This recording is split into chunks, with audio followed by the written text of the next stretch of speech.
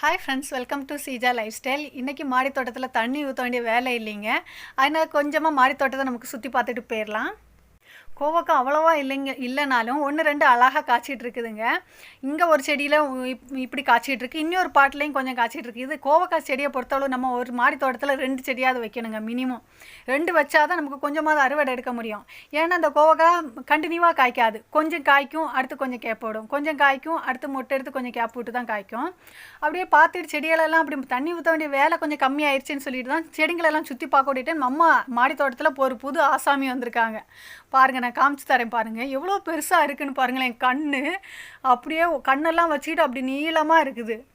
பார்க்குறது கொஞ்சம் கொடூரமாக தான் இருக்குது. பயமாக வேறு இருந்துச்சு ஃபஸ்ட்டு பார்த்த உடனே எனக்கு. இதுக்கு முன்னாடி நான் பார்த்துருக்கேன் இதை மாதிரி புழு. எதில் பார்த்துருக்கேன்னா, நம்ம இந்த லெமன் செடியிலலாம் இந்த இலைங்களெல்லாம் கடிச்சு சாப்பிடும். ஒரு பச்சை கலரில் இருக்கும். இதே மாதிரியே தான் இருக்கும். அதுக்கும் லைட்டாக கண்ணெல்லாம் இருக்கிற மாதிரி இருக்கும். இதே மாதிரியே தான் இருக்கும், ஆனால் பச்சை கலரில் இருக்கும். அந்த புழுவை பார்க்க டைம் இதுதான் கொஞ்சம் நிறம் மாறி போயிருக்குது. நான் நினைக்கிறேன் இந்த அரளிப்பூவோட பூவெல்லாம் சாப்பிட்டனால இந்த நேரம் ஆயிருச்சோ அப்படின்னு நினைக்கிறேன். ஏன்னா எல்லா கொத்துலேயும் அரளிப்பூ செடியில் எல்லா